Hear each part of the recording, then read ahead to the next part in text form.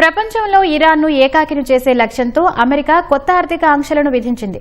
ఇప్పటికే చమురు విక్రయాలపై ఆంక్షలు కొనసాగుతుండగా తాజాగా మరో 5 రంగాలకు విస్తరించింది.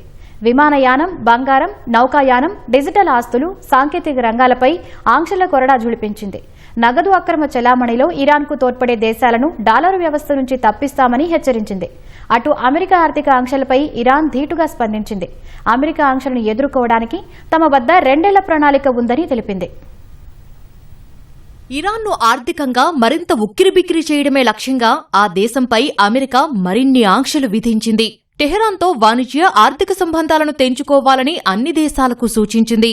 ఇరాన్కు సంబంధించిన పలు సాధారణ లైసెన్సులను రద్దు చేసింది. ఫలితంగా విదేశాల నుంచి ఇరాన్కు నగదు బదిలీలు నిలిచిపోనున్నాయి. వాషింగ్టన్లో మీడియాతో మాట్లాడిన అమెరికా ఆర్థిక మంత్రి స్కాట్ బెసెంట్ అంతర్జాతీయంగా ఇరాన్కున్న ఆర్థిక సంబంధాలను తెంచేయడమే లక్ష్యంగా కొత్త ఆంక్షలను విధించినట్లు వెల్లడించారు. అమెరికా, ఇరాన్లలో ఏదో ఒకదాన్నే ప్రపంచ నేతలు ఎన్నుకోవాల్సిన సమయం వచ్చిందన్నారు. చమురు కొనుగోళ్ల ద్వారా ఇరాన్కు ఆర్థిక సాయం చేసే దేశాలు తమ ఆంక్షల పరిధిలోకి వస్తాయని వివరించారు. టెహరాన్తో వాణిజ్యం జరిపే చైనా పట్ల కూడా కఠినంగా వ్యవహరిస్తారా అని ప్రశ్నించగా ఎవరూ అతీతులు కారని బెసెంట్ తేల్చి చెప్పారు. Iran now faces a very clear choice with only 2 paths before them: complete global isolation and a subsistence economy, or a path back to normalcy with an opportunity to rejoin the global economy. Treasury has mapped every node, every facilitator, and every network that Iran has used to smuggle oil and evade sanctions. Those who stand with the United States will reap the rewards of our partnership. Those who tether themselves to the Iranian regime should expect to share in the isolation of a withering regime.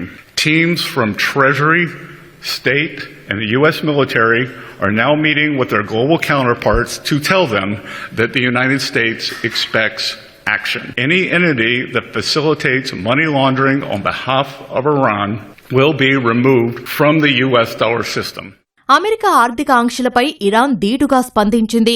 America ఆంక్షలను ఎదుర్కోవడానికి తమ వద్ద 2 ఏళ్ల ప్రణాళిక ఉందని తెలిపింది. ప్రతీకార చర్యలకు వెనకాడబోమని హెచ్చరించింది. ఇతర దేశాలతో తమకు ఉన్న సంబంధాలను తెగ్గొట్టే స్థితిలో అమెరికా లేదని ఇరాన్ పార్లమెంట్ స్పీకర్ మహమ్మద్ గాలిబఫ్ అన్నారు. అమెరికా ప్రగల్భాలను ఎవరూ నమ్మబోరని సామాజిక మాధ్యమం ఎక్స్ వేదికగా విమర్శించారు. అమెరికా ఆంక్షలను పరిగణలోకి తీసుకోబోమని తమ వాణిజ్య భాగస్వాములు ఇప్పటికే తమకు సందేశాలు పంపారని వెల్లడించారు. అమెరికా ఆంక్షలను ఎదుర్కొనేందుకు తాము పూర్తి సన్నద్ధంగా ఉన్నట్టు ఇరాన్ ఆర్థిక మంత్రి అలీ మదానీ జాదేహ్ తెలిపారు. అమెరికా ఆంక్షల ప్రకటనకు ముందే ఇరాన్ కరెన్సీ రియాల్ విలువ రికార్డు స్థాయికి పడిపోయింది. డాలర్తో పోలిస్తే రియాల్ విలువ 20.2 లక్షల రియాళ్లకు పతనమైంది.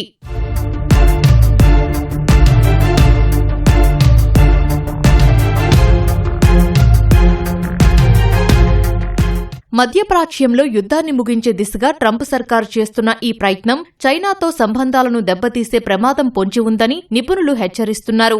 ఇరాన్ ఉత్పత్తి చేసే చమురులో ఎక్కువ భాగం డ్రాగన్ కొనుగోలు చేస్తోంది. ఇరాన్ ఆదాయ మార్గాలను పూర్తిగా అడ్డుకోవాలంటే చైనా కంపెనీలను కూడా అమెరికా లక్ష్యంగా చేసుకోవాల్సి ఉంటుంది. వచ్చే నెలలో ట్రంప్, చైనా అధ్యక్షుడు షీ జిన్పింగ్ మధ్య కీలక సమావేశం జరగనుంది. ఈ తరుణంలో డ్రాగన్ ను లక్ష్యంగా చేసుకుంటే అది ఇరు దేశాల మధ్య ఉన్న సున్నితమైన వాణిజ్య సంబంధాలను విచ్ఛిన్నం చేసే ప్రమాదముందని నిపుణులు విశ్లేషిస్తున్నారు. చైనా బ్యాంకులను లేదా సంస్థలను అమెరికా బ్లాక్ లిస్ట్ చేస్తే బీజింగ్ కూడా ప్రతీకార చర్యలకు దిగే అవకాశముంది. కీలక ఖనిజాలు, ఔషధాల ఎగుమతులపై చైనా ఆంక్షలు విధించే ప్రమాదముంది. ఆంక్షలు సమస్యలను పరిష్కరించలేవని, ఉద్రిక్తతలను మాత్రమే పెంచుతాయని చైనా విదేశాంగ శాఖ స్పష్టం చేసింది.